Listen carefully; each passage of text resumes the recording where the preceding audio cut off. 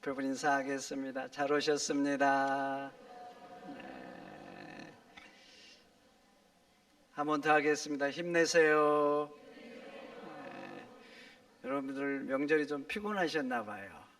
어쩐지 좀 생기가 떨어져. 힘내시기를 축원드립니다. 미국의 러셀 박사가 백만장자가 되었던 사람 4,043명을 연구해서 논문을 발표했습니다. 근데 일반적인 특징이 있대요. 특징. 어떤 특징이 있는가? 첫째, 남들보다 좋지 못한 환경에서 살았대요. 경제적으로 힘든 거예요. 그래서 돈으로 할 수 있는 것들은 그냥 이렇게 제약을 가지고 산 거예요.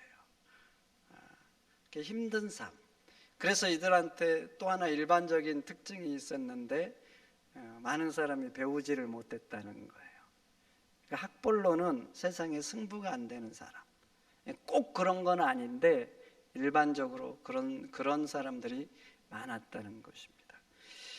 우리나라 그 대기업 창시자들도 한번 봐보세요. 현대를 세웠던 정주영 씨, 어릴 때 몹시 가난했다고 하잖아요. 가난해. 힘든 삶을 아주 오랫동안 살았대요. 그래서 정주영 씨도 많이 배우지를 못했어요. 정주영 씨도 학벌로는 이 세상에서 승부가 안 되는 사람.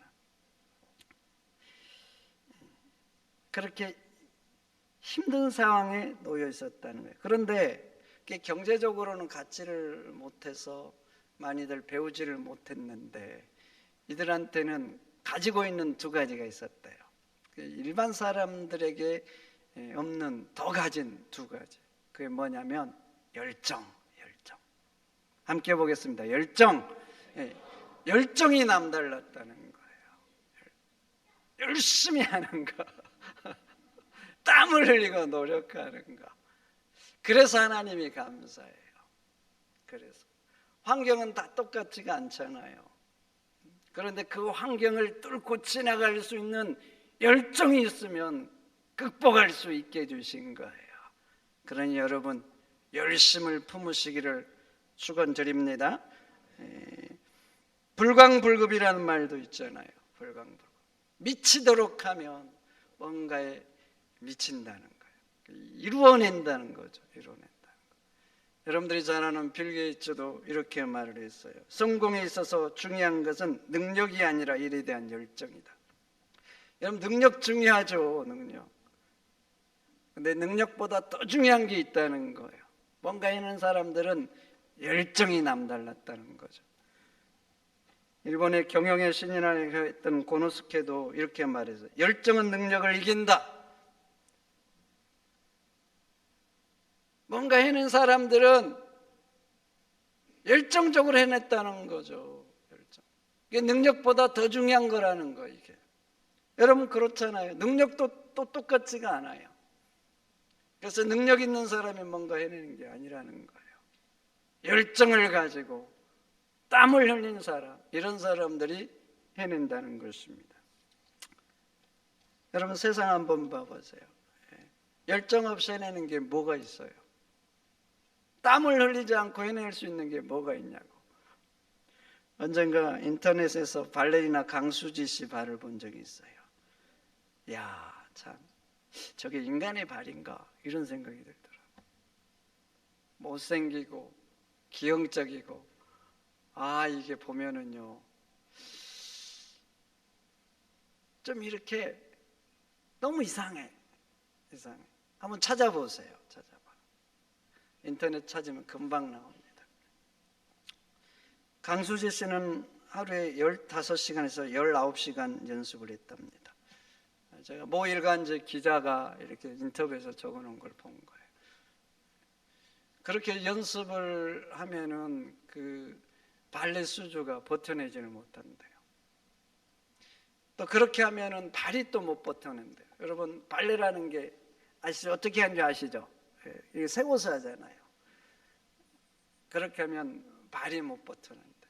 그래서 강수지 씨는요 발톱이 성할 날이 없었대요. 항상 아프고 피가 나고 짓무르고 그렇게 힘들고 아프고 피가 나는데도 15시간에서 19시간 그렇게 연습을 한 거예요. 그러니까 기형적으로 그렇게 변한 거예요.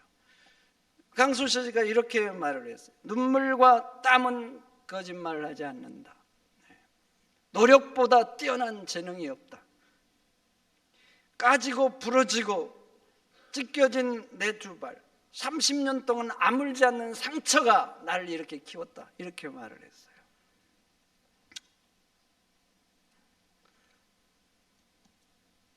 열정을 영어로 뭐라 그래요? 패션이라 그러죠. 패션. 근데 거기다 정관사 더를 붙이면 뭐라고 번역을 하죠?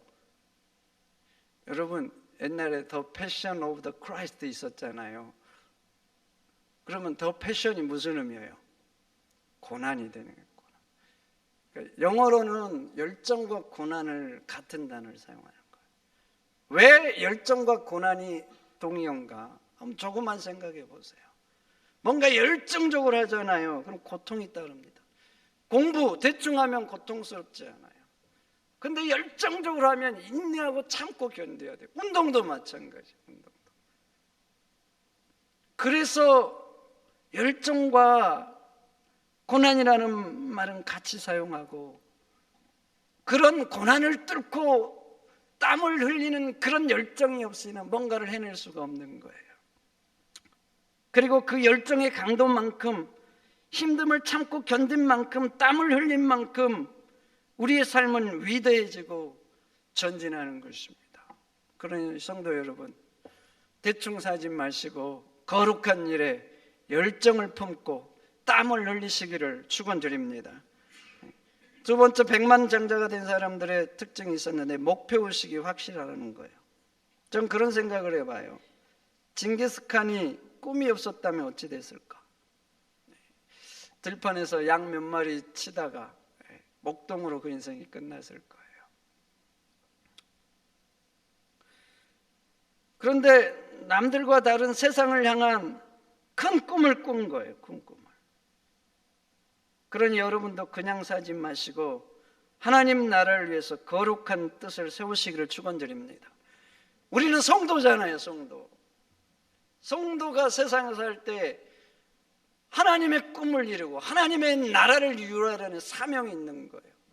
그러니까 여러분들은 그냥 사시면 안 돼요. 거룩한 의지, 세상을 향한 거룩한 의지가 있어야 되는 거예요. 성경은 꿈이 없는 인생은 살았으나 죽은 인생으로 취급합니다. 살았는데 죽은 인생 취급을 해요.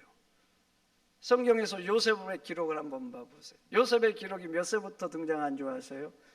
17세부터 등장을 해요. 왜 하필 17세부터일까? 그때부터 요셉의 꿈 얘기가 나오는 거예요. 아브라함이 성경에 등장한 나이는 75세예요. 왜 75세일 것 같아요? 75세부터 하나님의 뜻을 품고 이 땅에 살아간 거예요. 그러면 75세 이전에는 아브라함이 대충 살았을까? 아니지요. 먹고 살고 자기 인생을 위해서 땀을 흘렸을 거예요. 그러나 그 이전에는 하나님에 대한 의지가, 거룩한 소망이 없는 거예요. 75세부터 하나님 나라의 꿈을 가지고 이 땅을 살아간 거예요. 그래서 75세부터 본격적으로 성경은 아브라함의 행적을 기록합니다. 모세의 기록은 80세 이전에는 단 몇 줄이에요. 노예 자식으로 태어났어요. 왕자가 됐어요. 그리고 쫓겨났어요. 단 몇 줄. 그런데 80세 이후에는 아주 장황하게 기록을 합니다. 장황하게. 왜 80세 이후인가? 모세도 80세 이후부터 하나님의 꿈을 가지고 세상을 도전한 거예요. 그래서 그렇게 장황하게 기록한 거예요. 그런데 여러분들도 알다시피 80세 이전의 모세의 삶을 봐보세요. 얼마나 파란만장합니까? 노예 자식으로 태어났어요. 그 당시 애굽에서 유대인 노예로 태어났다 죽임을 당했어요. 왜냐하면 인구가 불어나니까 애굽 왕이 위협을 느껴서 아들이 태어나면 죽이라고 한 거예요. 그런데 기적적으로 살아나가지고 애굽의 왕자가 된 거예요. 여러분, 이런 것은 실제 세상에서는 일어나기 어려운 일이에요. 그래서 이것은 드라마틱해요. 그렇게 왕자로 40년 살다가 또 쫓겨나죠. 그리고 40년 동안 광야에서 살아요. 이것을 영화로 한번 만들어 보세요. 얼마나 환상적으로 만들 수 있을 만한 스토리입니까? 그럼에도 불구하고 성경은 단 몇 줄로 끝냅니다. 그리고 인간의 눈으로 보면 별로 중요하지도 않는 80세 이후의 광야의 삶, 장황하게 기록해 놓습니다. 장황하게. 왜 그래요? 하나님의 의지를 가지고 세상을 살아가는 거예요. 그래서 성경은 그 삶을 그렇게 기록한 거예요. 그런 여러분들도 하나님 안에서 거룩한 뜻을 세우시기를 축원드립니다. 거룩한 의지를 가지고 사는가 그냥 사는가 다릅니다. 달라. 똑같이 열심을 살잖아요. 똑같이 땀을 흘려요. 그런데 어떤 의지인가? 내 의지인가 하나님의 의지인가? 인생은 달라지는 거예요. 많은 분들이 그럴 거예요. 이 나이에 무슨 꿈이냐고. 그런데 보세요. 아브라함은 75세부터 75세면 인생의 노년이고 그냥 사는 나이잖아요. 근데 75세부터요. 그리고 열국의 아비가 됐어요. 모세는 80세부터. 그리고 위대한 이스라엘의 지도자가 된 거예요. 하나님 앞에서는요, 뜻을 세우는 건 나이가 상관없어요. 그리고 내가 굳이 큰 뜻을 세우지 않아도 돼요. 내 인생 가운데, 내 삶 가운데 작은 것도 괜찮아요. 우리 새생명 축제 이제 곧 있잖아요. 한 영혼을 구원하겠다. 얼마나 거룩한 의지입니까? 하나님이 기뻐하신 뜻인 거예요. 내가 하루 한 번 아내에게 남편에게 웃어주고 칭찬하겠다. 별거 아닌 것 같아요. 한 번, 두 번, 세 번 몇 달만 쌓여보세요. 관계가 바뀌어질 줄 믿습니다. 그러니 여러분 그냥 살지 마세요. 거룩한 뜻을 세우시기를 축원드립니다. 그리고 노력하세요. 하나님이 역사해 주실 것입니다. 그럼 믿는 사람으로서 어떤 뜻을 세워야 되는가? 제가 딱 한 가지만 말씀을 드립니다. 예배 생활을 철저히 하시기를 축원드립니다. 주일에는 무슨 일이 있어도 꼭 예배하겠다. 목표를 세우세요. 주일날 하는 이 예배는요, 신앙으로 보면 우리 몸의 심장과 같아요. 여러분, 심장은 규칙적으로 뛰어야 되죠. 내가 오늘 피곤해요. 너무나 피곤해요. 그래서 오늘 심장이 좀 쉬자 그러면 어떻게 되겠어요? 너무나 오늘 내 인생에 중요한 일이 있다. 그러니까 오늘은 좀 쉬고 내일부터 뛰자. 어떻게 될 것 같아요? 죽는 거죠. 그런데 신앙인이 예배를 소홀히 하는 거예요. 소홀히 하는 거예요. 대충 하는 거예요. 그 신앙이 건강해지겠습니까? 그러다가 예배를 끝내는 거예요. 쉬고 마는 거예요. 그럼 아셔야 됩니다. 결국 그 사람의 신앙도 죽고 마는 것입니다.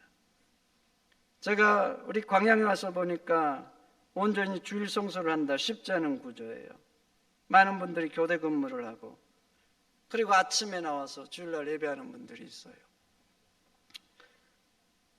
그런데 여러분, 그렇게 피곤해도 거룩한 의지를 가지고 내가 주일은 예배하겠다, 교회 와서 조는 한이 있어도 예배하겠다 결단하면 하나님은 어떻게 생각할 것 같아요? 그 사람 보면서 고마워할 거예요. 그리고 안타까운 마음으로 감격할 겁니다. 그리고 그렇게 하나님을 향해서 힘들음에도 불구하고 거룩한 의지로 예배하면 하나님께서 그 사람에게 복을 주시고 싶어 하실 것입니다. 솔로몬 한번 봐보세요. 너와 같은 왕이 이전에도 없고 이후에도 없겠다고 하나님이 복을 주셨어요. 그런데 하나님께서 이 복을 언제 주셨어요? 언제 주셨냐고? 1000번제를 한 이후에 주신 거예요. 그리고 그 후에 이스라엘 역사상 가장 부강하고 강력한 나라로 하나님이 복을 주셨어요. 아브라함도 봐보세요. 그가 왜 결국 열국의 아비가 됐을까요? 왜 됐을 것 같아요? 가는 곳마다 그는 하나님 앞에 제단을 쌓았어요. 제단을 쌓았다는 건 무슨 의미예요? 예배 초소를 만들어놨다는 거예요. 나는 이곳에서도 하나님을 예배하면서 살겠다, 이런 강력한 의지가 있는 거예요. 그래서 제단을 쌓은 거예요. 그런데 똑같이 약속의 땅에 왔던 그 조카를 롯 보세요. 똑같이 이동을 했어요. 그리고 나중에는 아브람과 나누어졌어요.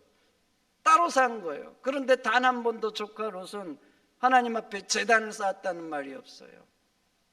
왜 똑같이 본토 친척 아비 집을 떠나서 약속의 땅에 왔는데 한 사람은 열국의 아비가 되고 한 사람은 망했느냐 말이죠. 예배의 차이가 있는 거예요. 만약에 조카 롯도 하나님 앞에 가는 곳마다 제단을 쌓고 예배를 했다면 어떻게 됐을 것 같아요? 하나님이 아브라함에게만 복을 주실 것 같아요? 아브라함에게 주신 복을 그 조카 롯에게도 주실 줄 믿습니다. 여러분, 살다 보면 그래요. 상황적으로 안 될 수가 있어요. 안 될 수. 그러나 거룩한 의지가 중요한 거예요. 그렇게 결단하고 뜻을 세우면 하나님이 도와주실 줄 믿습니다. 오늘 다니엘 봐보세요. 뜻을 세우잖아요. 뜻을.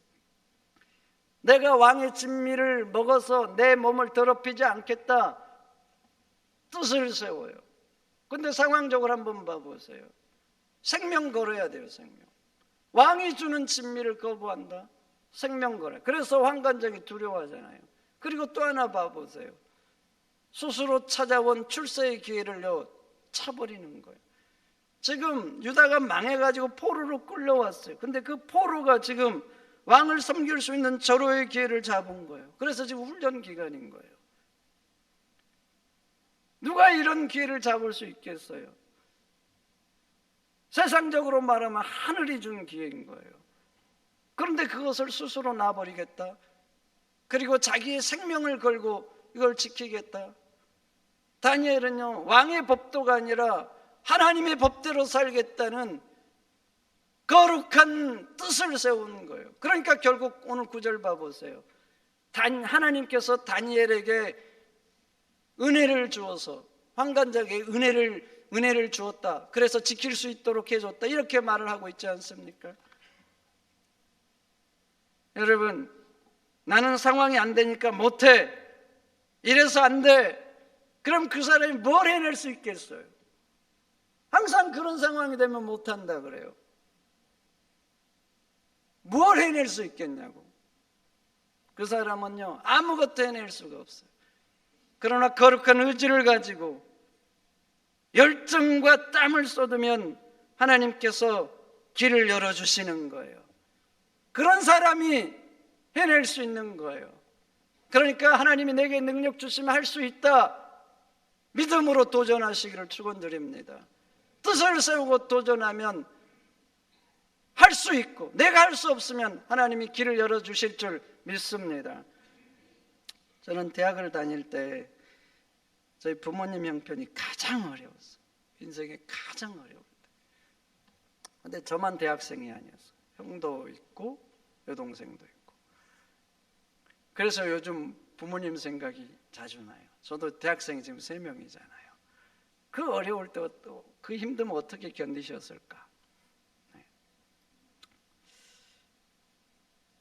그래서 저는 대학 때 방학 때 맨날 그 일용직 노동자로 일을 나갔어요.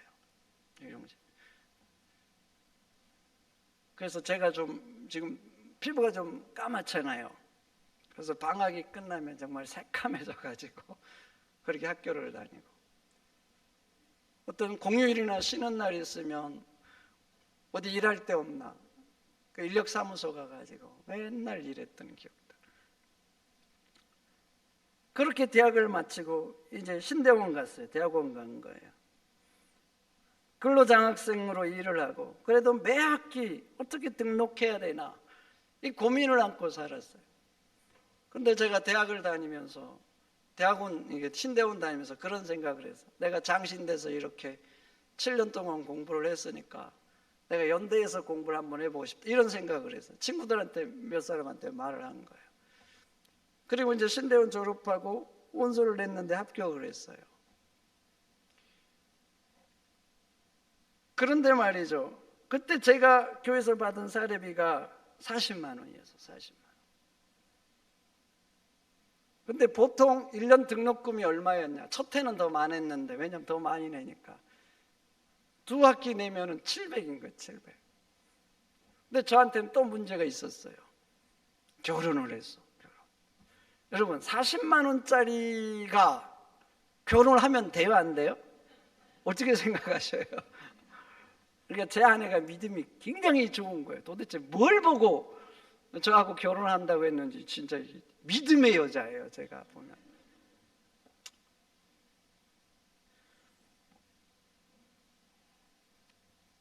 그래가지고 이제 학교를 들어갔는데